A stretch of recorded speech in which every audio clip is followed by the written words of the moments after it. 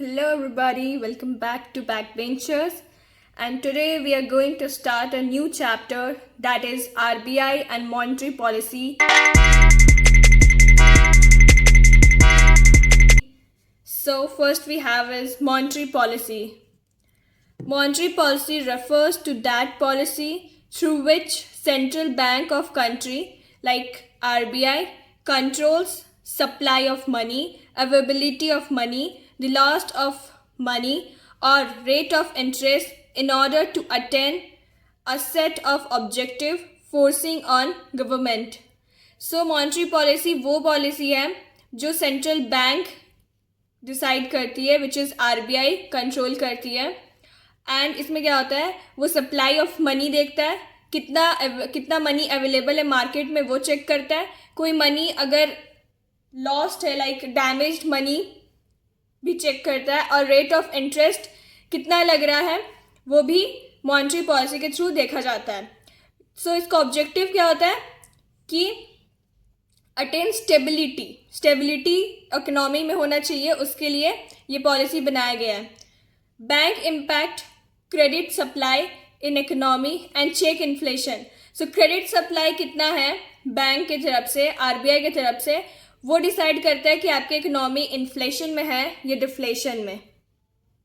And the last one is reduction in economic inequalities in the capitalist and mixed economy. So ये कहाँ पे होता है, capitalist और मिक्स्ड इकोनॉमीज में क्या होता है, there are wide spread inequality in distribution of income. So यहाँ पे इनकम इक्वली डिस्ट्रीब्यूट नहीं किया जाता है.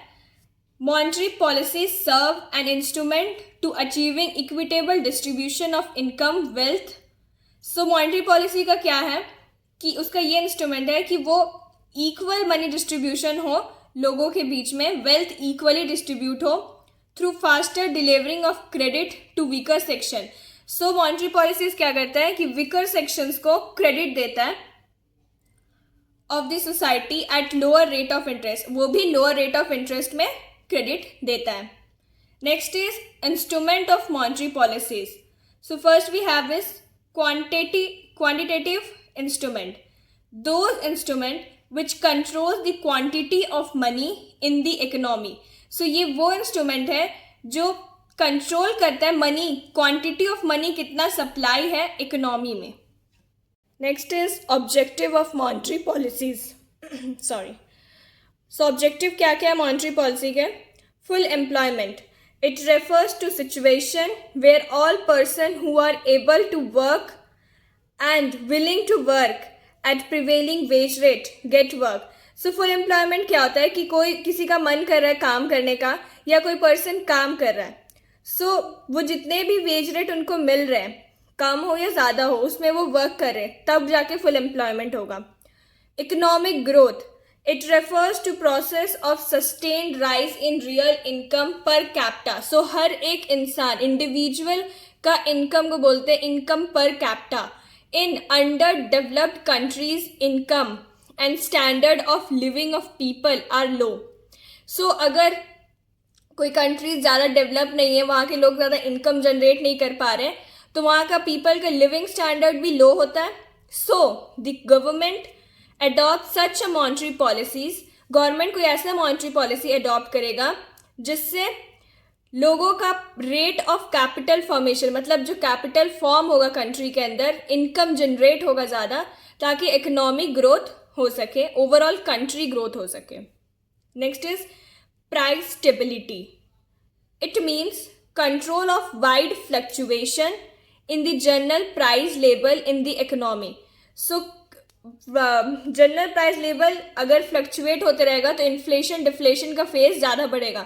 सो यहाँ पे उसको कंट्रोल करना पड़ता है, फ्लक्चुएशन को, ट्रेड साइकिल्स को कंट्रोल करना पड़ता है, सो दैट प्राइस स्टेबिलिटी रहे इकोनॉमी में. सो इसके अंदर है, पहला है bank rate. So bank rate इसमें ये होता है कि सेंट्रल बैंक कमर्शियल बैंक को कितना रेट ऑफ इंटरेस्ट दे रहा है एंड इंस्टेंट डील करता है कमर्शियल बैंक से अगर लोन रिक्वायरमेंट है तो. उसके बाद है ओपन मार्केट.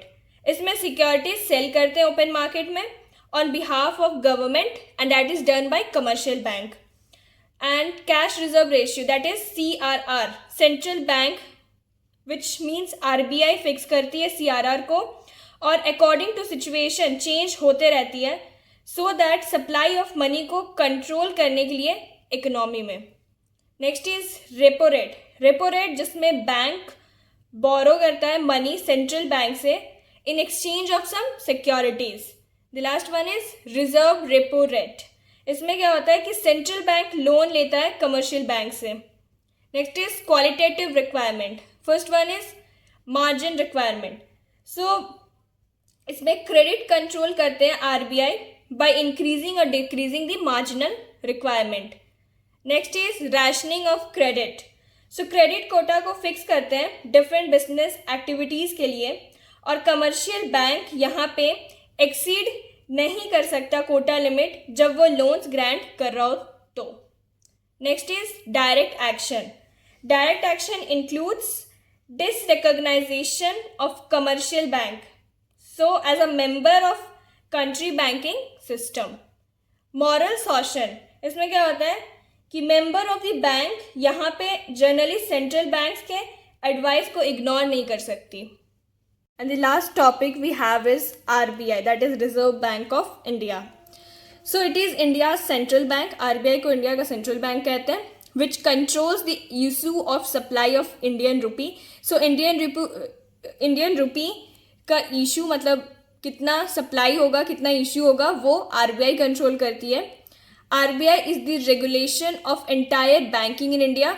आरबीआई ही है जो सारे कमर्शियल बैंक्स, जितने भी बैंक्स खुलते हैं, वो आरबीआई रेगुलेट करती है. And RBI plays an important role in development strategy of government of India. So RBI का सबसे इम्पॉर्टेंट रोल है कि वो स्ट्रैटेजी बनाती है गवर्नमेंट ऑफ इंडिया के बिहाफ में. So what are the functions of RBI? First we can see is issue of paper currency. The goal of ensuring an adequate supply of clean and genuine notes. So RBI का पहला function ये है कि वो currency supply करता है जो कि क्लीन हो और जेन्युइन नोट हो, मतलब रियल नोट हो. Bankers of government performs merchant banking function for central and the state government also act as their banker. So government के बैंक की तरह काम करता है सेंट्रल और स्टेट गवर्नमेंट के लिए. बैंकर्स बैंक में क्या होता है, ये फंड ट्रांसफ़र करता है, इंटर बैंक जो भी ट्रांजेक्शन्स होते हैं उसे सेटल करता है.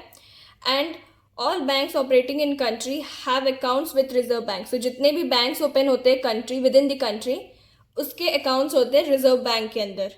The next is credit control. So credit control is major weapon of RBI. So जितनी भी क्रेडिट कंट्रोल होती है, क्रेडिट कंट्रोल से क्या होता है कि कितना डिमांड हो रहा है मनी का और कितना सप्लाई हो रहा है मनी इकोनॉमी में, वो आरबीआई कंट्रोल करती है through credit control. The next is regulation of foreign exchange. It buys and sells foreign currency. So यहाँ पे क्या होता है कि बाहर के पैसे खरीदने और बेचने का काम किया जाता है.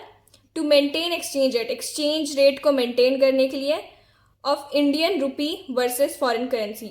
मतलब इंडियन रुपी ज़्यादा बढ़ेगा, ज़्यादा प्रॉफिट में जा रहा है या लॉस में जा रहा है, वो देखने के लिए. इट मीन्स इंडियन रुपी का वैल्यू बढ़ रहा है या घट रहा है फॉरेन करेंसीज के अकॉर्डिंग. सो फॉरेन करेंसी क्या क्या होता है? यूएस डॉलर होता है, euro, pound and Japanese yen. So with this we complete the chapter here. For more educational videos, do like, share, subscribe my channel. And for the PDF of this chapter, join my Telegram through link which I will give you in my description box. Thank you.